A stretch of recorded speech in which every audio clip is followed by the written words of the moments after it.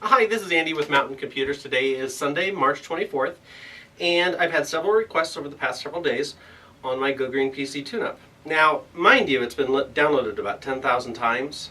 As far as paid subscribers, it's a lot. Let's put it that way. But as far as corporate usage, not so much. I warn against using it on corporate networks. It's a little aggressive. That's the word. But I want to go through the interface a little bit, and I want to tell some people some of the thinking that goes in behind it, okay?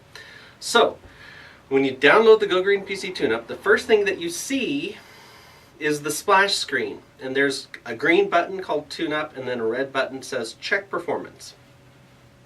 And then the most other important button, which you can use for free, is called Create Restore Point. Now that's down in the center. It's the second button on the right in the stack of buttons in the center of the interface. But anyhow, the Go Green PC TuneUp is designed to streamline and optimize your PC like I do it manually. I've been doing it for 20 plus years, and I finally in 2009 decided to write some software to that effect. It took me 2 years of benchmarking our manual process to decide that I need to write this software, I need to productize it, I need to monetize it.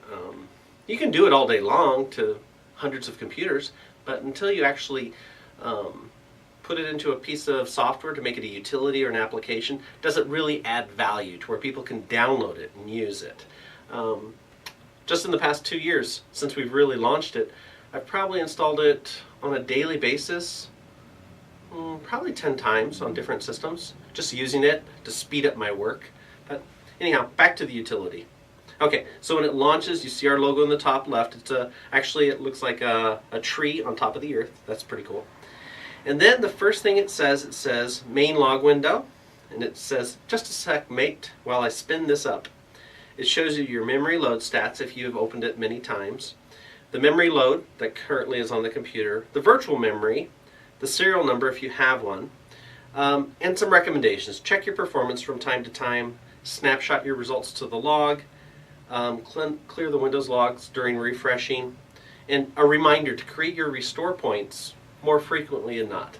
And that's just good advice because Microsoft and Windows, they don't do a very good job with your restore points. In fact, they destroy them over time. You'll do an update and it'll crash your system and there'll be no restore points. It's a real big no-no that Microsoft continually doesn't fix, let alone set it correctly for the percentage of the disk that's being used. But I'll get to that here shortly. So that's the left side of the screen. In the lower left corner there's some checkboxes that says if you check this, then it won't be included in the performance check. The one I usually check when I run the utility is I check network to say skip that. It's a little long, but other than that. So on the right hand side of the actual Go Green PC TuneUp software, it says performance history. And it says how to use 1, 2, 3, 4, 5 things. Run the performance check, snapshot your results. If it's unlocked and you have paid for the software, it says clicks 3, 7, or 21 point TuneUp. Now I always just click 21 because it does the 3, the 7, and the 21. And then click and open your log file and review the details from time to time. You will see, number 5, you will see considerable improvements in the file system and the network numbers over time. Sometimes it's right away, sometimes it takes a while. The UI, the user interface, the VM, the virtual memory, and the CPU improvements will not immediately be obvious, but you will notice them when 1 or 2 more things are done, and I'll get to that too.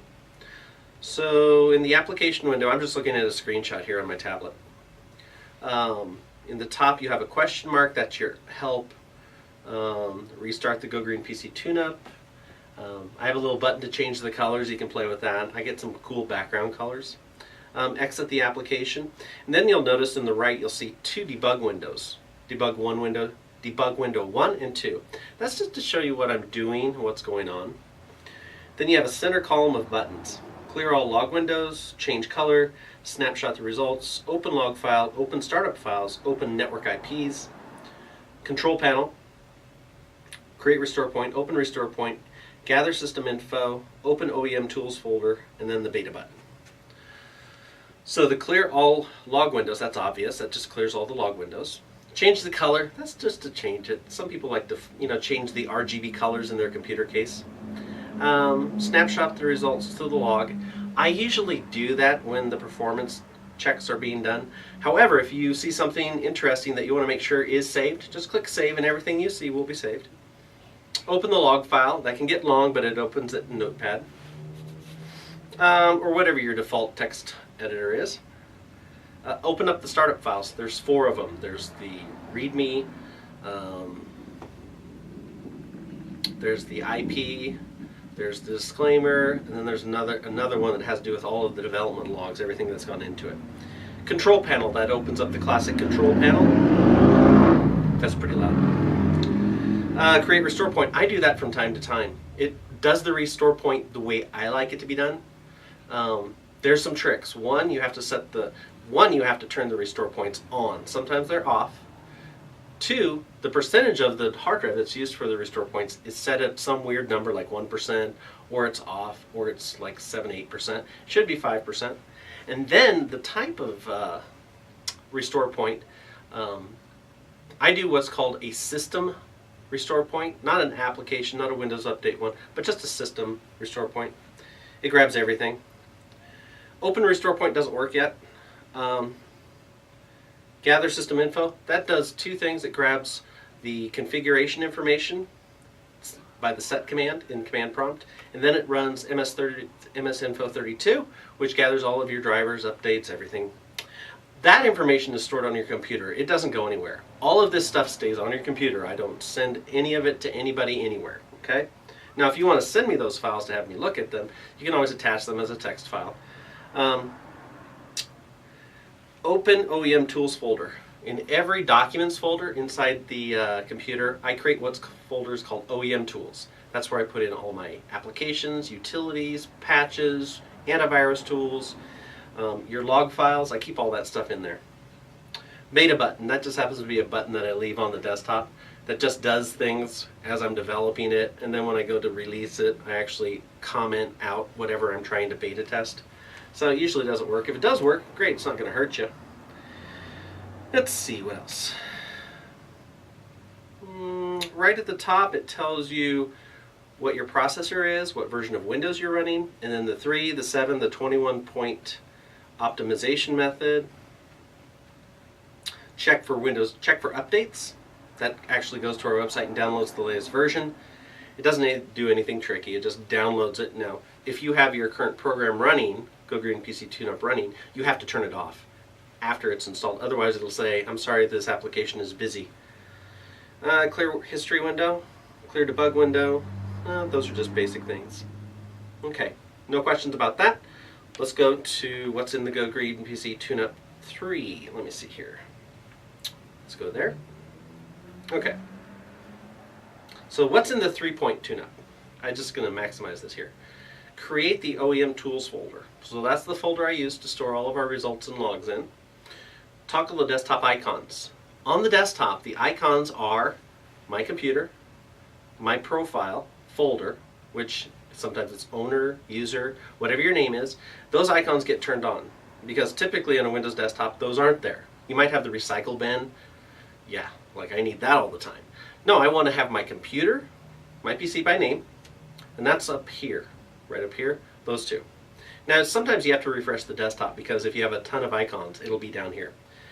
Correct the restore point frequency. The restore point frequency on your computer is set wrong. I fixed that. Change folder options. The way in which your folders open up when you double click on my computer, documents or pictures, those are set in the wrong way to where they're slow to list, slow to view. They're not in like the details view. Now I don't mess with people's tiles and large small icons. I only change the dialogues and windows that need to be changed. Change the search options. That's interesting. And then the control panel view, which I like classic large icons. So normally you'll get a group of control panel icons. I switch to show me all the icons. Show me classic view. Now Windows 10, does this work in Windows 10? No, but in the classic control panel on Windows 10 it does, as well as in 8. Okay? So, the 3-point TuneUp. I know there's more than 3 things in there. In a previous video I talked about what is it in our original tune-up that we used to do which would make the biggest performance, and that was the video refresh. We would manually set that from 60 Hertz to 72 or 75 Hertz. You don't do that anymore because you don't have CRTs, you have flat screens that are typically 60 Hertz. So that performance check was worked between like the years that we were in business, 2006 to 2010, but when we started getting flat screens that went away. Don't need it anymore, but it is one of the biggest performance gains is your video refresh. And then the other thing that you check for is part of the file system and registry fix process we go through, but I'll explain that here shortly. Let's see, what's the next one? The 7-point. Okay, the 7-point tune-up. Now we're going to be fixing the registry and fixing the file system. That's one of the check marks on our work order. So we delete the temp files everywhere. We delete the log files everywhere. We delete the task files everywhere except in this Windows System 32 directory. Now we may be doing that in the future. Just because the more I think about it, the more they just get in the way, and there's usually a virus or malware task or job in there. We stop non-essential services. There are some services that don't need to be running. They just need to be set to manual. And then we set the max password age to unlimited. And the reason why is this is not a corporate kind of policy you want. For the home user, and the way Microsoft and Windows was rolling out their operating systems, the password would expire in 90 days and people would change it and change it and change it. The home users, they don't need to do that, okay? Just set the password to never expire and you're good. So let's see here. The 21-point tune-up. We analyze and set the event logs. The event log viewer, okay, there's 2 sides to the event log, the application and the system. Now, most IT people in corporations are fanatics and anal retentive. They just are. They're control freaks. And that's good to a point. But as a business person, they don't run the business. Their job is to help the business, not tell you how tight you're supposed to be. For security purposes and backups and things like that, that's important. But the event logs, I have seen people set policies on event logs to be like 100 million megabytes. You know, that's crazy. The application and the system should be set at 4 meg, 4096. We set those. The security, we leave it at 20 meg. Every other log file, we actually run a utility that cleans out all the log files because they get just junked up and there's yellows and reds and all these things that don't make sense, and they're really old and they confuse people.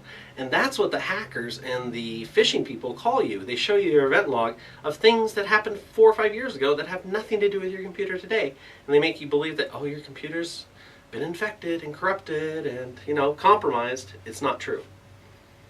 Analyze and reset the network stack. Okay, one of the things that goes sideways is the fact that your network stack, which is your firewall and your WinSock, those need to be reset. Now, oftentimes your antivirus might interfere with that. We don't care. We're just going to reset them anyhow. Okay. We're going to analyze and set your power options. Your power options we set to maximum. Okay, not balanced, not HP balanced, not Dell balanced, not power saving. Okay. The reason why we do that is because when the computer's on, it's running full speed. Okay. And that's only when you're plugged in, even a laptop, the power charger cable is plugged in. But if you're on battery, we don't affect that. We only affect high performance when you're plugged in. Now, is it possible one of our features, people mix up their power settings for a laptop to where we set high performance on battery? It's possible, but it's not intended. Okay. We analyze the downloads folders view. That's a mouthful. So what we do there is when you open up a folder and it takes forever to display and show you the folder contents, that has to do with the way in which the folder contents are being looked at. Now you want that folder just to open and show you everything, okay? Now, if there's thumbnails and stuff like that that need to catch up, that's fine. However, we changed the view to say, what's in this folder are documents, not general items, documents. And in documents, you get all your files, you can sort, you can do whatever. But when it's general items, it sits there and it analyzes all the files forever, and it never gives you the ability to start going through your downloads. And there's other folders that does that too, but the downloads especially. So that's the 21 point. So 3.7.21 point. Go Green PC Tune-Up, download it, install it, pay for it. It's cheap. There's volume licensing. How often do you run it? Run it once a month, once every 6 months. It does leave a thumbprint, my signature of how we've configured your computer. Because when we see a computer that we haven't seen before, and I say, wow, this looks like we've touched this, usually people have downloaded our utility and tried it, okay? And it does some things, good things, important things. And they haven't paid for it, but if they're here, we're going to tune it up anyhow, and we're going to give them a license to run it. And that's about it, you know. But the Go Green PC Tune-Up, it's designed to streamline and optimize your computer. Hassle-free. It follows IEEE standards. We don't break the rules, we bend them. We optimize the system to where, yeah, it'll go ahead and use more power, but it'll get things done faster. We do on the GoGreenPCTuneUp.com's website, we have a white paper and a PowerPoint that describes what and why we did what we did. A lot of people don't go into the business behind it. They just say, oh, it's a really cool tool. You go to FileHippo. We've been trying to get on FileHippo.com for a long time. And for whatever reason, maybe it's because our application isn't pretty. But it's a brute force tool. I mean, I've known people at Microsoft that wrote tools. It wasn't pretty, but it got the job done. And it was easy, you know? It wasn't like you had to install it and reboot and install it and reboot. I mean, it just opens up, you do what you got to do, and you're done. We haven't put numbers or performance metrics to our utility yet. It's really an application, but it's more utility. But I don't know. Be sure to like, subscribe, and share. This is Andy from Mountain Computers. That's the Go Green PC Tune-Up in a nutshell. Sort of rough, you know, description. I actually have a video that describes it, and I'm not really good with OBS Studio yet to make it to where it's polished. But one thing about these videos is the content is important. This may not be flashy, it may not have music and all this audio stuff, but it works. It really works, and that's why people keep coming back to us. You know, I see lots of YouTubers that have really polished videos, and yeah, I like them. They're entertaining, but do they have anything that really is of substance that I care about? Not really. I mean, the Tech League guy, he covers a lot of things that I like. That he's entertaining to me. His Google experience and my Microsoft experience, he's probably half my age. Twice as rich, because rich back then is not the same rich as it is today. So I don't care. I do like him. He's pretty enjoyable. Just a shout out to you, Patrick. I think you're doing good. We should get together sometime and at least chat. Thanks for liking some of my videos if that's you. Can't tell who likes them, but you know, we're getting there. You know, you're 8 years ahead of us, so that's fair. What am I going to do with this green screen? I don't know. I'll do something with it. Maybe that will be my signature mark. Maybe.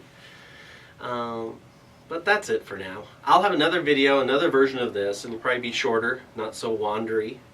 It's real. You remember Wayne's World, you know? When you watched Wayne's World, they were in a basement on a couch, and it was real, and it was liked, and then some corporate person got a hold of them, got them a bunch of sponsors, made up a bunch of money, but then they lost their way. I mean, they didn't. It's just the world took advantage of them and made it all more of a television show than it was. It was more fun, maybe more hillbilly, maybe more generic, maybe more redneck, but it doesn't matter. I mean, the followers that say, hey, that's some good information, good advice, I like that. And I'm going to share that with other people, and somewhere along the line, we all get rich. And we help more people than we hurt, and that's the goal. So, again, Andy with Mountain Computers. Like, share, and and subscribe. And don't forget about sponsors. Have a good one. Talk to you soon. More to come. Bye-bye.